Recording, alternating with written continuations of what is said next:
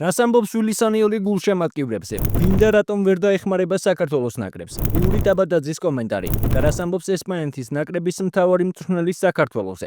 ამ და სხვა საინტერესო სიახლეების მოსმენამდე დალაიქე ვიდეო და გამოიწერე არხი. 70,000-მდე სულ ცოტა გვაკლია. ასე რომ არ დაგაუწყდეს არხის გამოწერა. დავიწყოთ საქართველოდან, სადაც რამდენიმე საათში ჩვენი ნაკრები დინამო არენაზე მსოფლიო ჩემპიონატის საკვალიფიკაციო ეტაპის მეხუთე ტურში ესპანეთს დაუპირისპირდება. მართალია გასვლის შანსი თითქმის აღარ არსებობს, მაგრამ ბოლომდე ბრძოლა აუცილებელია. აღსანიშნავია რამდენიმე ფაქტორი. ორივე გუნდს ტრაუმის გამო რამდენიმე ფეხბურთელი დააკლდება. საქართველოს ამ შეხვედრაში ვერ დაეხმარება გიორგი მიქაუტაძე, ოთარ კაკაბაძე, ნიკა გაგნიძე და გაბრიელ სიგუა. ჩვენს ნაკრებს ვერ დაეხმარება გიორგი ქოჩორაშვილიც, რადგან ის დისკვალიფიცირებულია. ესპანეთის ნაკრებს კი ვერ დაეხმარება ერთ-ერთი ლიდერი ლამინი იამალი. დანაკლისის მიუხედავად ჩვენი ნაკრები შესანიშნავ განწყობაზეა, რასაც წინა დღეებში ბიჭების არაერთი კომენტარი მოწმობს. ამ შეხვედრამდე მედიასთან დებიუტანტ იური დაბადაძესთან ერთად პრესკონფერენცია გამართა საქართველოს ნაკრების მთავარმა მწვრთნელმა ვილისანიელმა, რომელმაც ბევრ საინტერესო თემაზე ისაუბრა, მათ შორის გულშემატკივრებზე. გულშემატკივრების და გუნდის ურთიერთობა ქორწინებას გავს. არის კარგი და ცუდი მომენტები, თუმცა ჩვენ ერთი გუნდი ვართ და სწორედ ასეთ რთულ დროს უჭირდება ფანების მხარდაჭერა. ეს იქნება ჩემი გზავნილი. შევინარჩუნოთ ის ემოცია და განწყობა ტრიბუნებზე, რაც ჩვენს კომაგებს ახასიათებთ. გუნდში კი ძალიან კარგი ატმოსფეროა. იმაზე უკეთესი ვიდრე სექტემბერში ან ოქტომბერში იყო. ფეხბურთელებთან ბევრი ვისაუბრეთ იმაზე, თუ რა გველის მომავალში, როგორი რეალური მიზნები უნდა დავისახოთ. ხაზი გაუსვი იმას, რომ ბოლო ერთი წლის მანძილზე ნაჩვენების შედეგი არ იყო დამაკმაყოფილებელი და ბევრი ვილაპარაკეთ, როგორ უნდა გავაუმჯობესოთ ეს ყველაფერი. ამ კვირაში რადიკალურად განსხვავებული ენერგია ვიგრძენი. ბოლო წლებში ესპანეთის წინააღმდეგ უკვე არაერთი შეხვედრა ჩავატარეთ და მე ახლაც ვფიქრობ, რომ ესპანეთს მსოფლიოში საუკეთესო გუნდი ჰყავს. შესაბამისად, ჩვენ ვერ გვექნება მათზე უკეთესად თამაშის ამბიცია. ჩვენი მიზანია ბოლო შეხვედრებისგან განსხვავებით უკეთესი ფეხბურთი ვითამაშოთ. იქ ესპანეთში შეიძლება უფრო ბევრი გოლი გაგვეშვა, თუმცა ჩემთვის მთავარი პრობლემა იყო ჩვენი უენერგიობა და ნაკლები ბრძოლა. იმედი მაქვს ახლა უკეთეს ფეხბურთს ვითამაშებთ და გულშემატკივრებს დაუმტკიცებთ, რომ მეტად უფრო ამბიციურად შეგვიძლია თამაში ესპანეთის მსგავს გუნდებთან. ჩვენს ცუდ თამაშს კი საკმაოდ ბევრი მიზეზი აქვს, თუმცა ვფიქრობ, რომ ეს გარკვეული ჩავარდნა ევროპის მერე დაიწყო. ყველას დრო დაგვჭირდა მიწაზე დასაშვებად. უფრო გამოცდილი ფეხბურთელებისთვის ეს კარიერის მთავარი მიღწევა იყო, რამაც გაართულა იგივე ამბიციით მოედანზე გასვლა.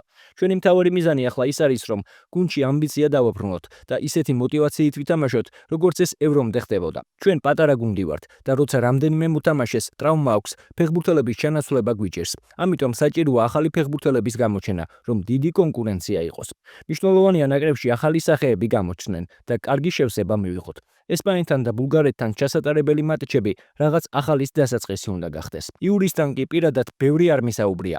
ვაცდი ადაპტაციას. მე მას ჯერ კიდევ მაშინ ვაკვირდებოდი, როცა იბერიაში თამაშობდა. ახლა ესპანეთში თამაშობს, თან კარგად და ქართველი გულშემატკივარი მას ნაკრებშიც იხილავს საქმეში.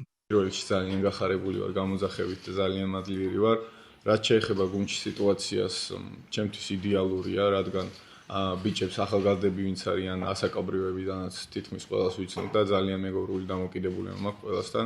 რაც შეეხება უფროსებს, ანუ გასაოცრად მეგობრულები არიან და ისეთი წარმოგიდგენა მაქვს, რომ ვითომ თანაბარი ასაკის ვიყოთ რა. არანაირი შეგრძნება არ მაქვს იმის, რომ ჩვენზე უფროსები არიან, ან ზევიდან რამენაირად გვიყურებენ. ამიტომ ესეთი ატმოსფერო რო არის გუნდში, ჩემი აზრით, ნელა ყველაფერი წავა ისე როგორც ჩვენ გვინდა და ეს ჩავარდნა რაც არის, ყველაფერი გამოსწორდება. რაც შეეხება შეკითხვას, განვლილ წელს შევაფასებ ჩემთვის ძალიან დადებითად, იმიტომ რომ დავიწყე ჩემპიონატი საქართველოში, იბერიაში. წელი მშვენივრად მიდიოდა, პირველ ადგილზე ვიყავით და ბომბარდირთა დავაშიც პირველზე ვიყავი, როდესაც დავტოვე იბერია, შემდეგ კადიშიც იდეალურად დაიწყო ყველაფერი და ეხლა საოცნებო ნაკრებში გამოძახებაც მოხდა რა და ვფიქრობ, რომ კიდე არის დარჩენილი თვე ნახევარი და კიდე შემიძლია ბევრი კარგი რამ გავაკეთო და კიდე უფრო წინ წავიდე რა. რაც შეეხება რას მიმართავ ბავშვებს და ალბათ იმას მიმართავ, რომ 2 წლის წინ პირველად რო წავედი საქართველოსთან სათამაშოდ განათხოვრებით 4 თვე, ისე ჩამოვედი, რომ იქ კარგად არ წამივიდა საქმე, ბევრი ფიქრობდა ალბათ, რომ ევროპის დონე ჩემი არ იყო, მაგრამ გავიდა რაღაც პერიოდი, გადავხარშე ყველაფერი, ჩემ თავში შეცდომები ვიპოვე და დავამტკიცე ალბათ სხვებისთვისაც და ჩემთვისაც, რომ ყველაფერია შესაძლებელი, თუ შენ თავს მომართავ იმისკენ, რაც გინდა. თავარიო რომ თავდაჯერება არ დაკარგო და გახსოვდეს ყოველთვის ვინ ხარ და რა შეგიძლია. ჩემი მესიჯი ალბათ ის იქნება რომ ერთმანეთის სიყვარულით, შრომით და თავდადებით ყველაფერია შესაძლებელი და მე ვფიქრობ რომ ამ ნაკრებს და ამ ქვეყანას კიდევ ბევრი სიხარულის შეგრძნება შეუძლია ერთად რა. და ბიჭებმაც ზუსტად გუშინ ვისაუბრეთ ერთმანეთში რაღაც თემებზე საუბრობთ და მათ შორის ერთ-ერთი თემა ის იყო რომ ამ ორ თამაში ხალხს დაუფასოთ ის სიყვარული და გვერდში დგომა რაც აქამდე გვანახეს რა და ამაზე ამის გამო ყველაფერს გავაკეთებთ მოედანზე ხვალ რომ ეს ყველაფერი ავასრულოთ. ჩემ პოზიციას მოგეხსენებათ წინაც და უკანაც შემიძლია თამაში ფლანგებზე მაგრამ ყველაზე ეფექტური ციფრებიდან გამომდინარეც და ისედაც ვფიქრობ ალბათ მარჯვენა შეტევაში ვარ და აქ ხედავ ჩემ თავს, მაგრამ ნებისმიერ ადგილზე შემიძლია თამაში და ყველგან კომფორტულად ვცხოვრ. ამ შეხვედრამდე მედიასთან ისაუბრა ესპანეთის მთავარმა მწვრთნელმა ლუის დე ლა პუენტემ და ფეხბურთელმა მარტინ სუბიმენდი. აქვე დამატებით შეგახსენებთ, რომ ესპანეთს მიმდინარე მსოფლიოს ჩემპიონატის საკვალიფიკაციო ეტაპზე გოლი არ გაუშვია. საქართველოსთან რთული შეხვედრა გველის, რომელსაც 2 წლის წინანდელ 7-1-თან საერთო არაფერი აქვს. საქართველოს ნაკრებს მაღალი დონის ფეხბურთელები ჰყავს, რომლებიც ევროპის საუკეთესო ჩემპიონატებში თამაშობენ. ჩვენთვის მთავარია რომ სასურველ დონეზე ვითამაშოთ და ეს მნიშვნელოვანი შეხვედრა მოვიგოთ, რადგან კარგად გვესმის რა მნიშვნელობა აქვს ამ მოგებას ჩვენთვის. ჩვენი მიზანი მსოფლიოს ჩემპიონატზე გასვლა. ამ ეტაპზე სტატისტიკაზე მეტად მნიშვნელოვანია რომ მოვიგოთ და პრაქტიკულად დავამთავროთ მსოფლიოს ჩემპიონატის საგზურისთვის ბრძოლა. ამისთვის უნდა ვიბრძოლოთ და საქმე სწორად გავაკეთოთ. საქართველოს ნაკრების წინააღმდეგ თამაში რთულია. ქართველებს კარგი მენტალიტეტი აქვთ და მნიშვნელოვანია რომ თამაში ჩვენ ვაკონტროლოთ. წინა შეხვედრებში შეცდომების გამო უფრო მეტი გოლის გატანა ვერ შევძელით. ახლა კი ეს შეცდომები უნდა გამოვასწოროთ.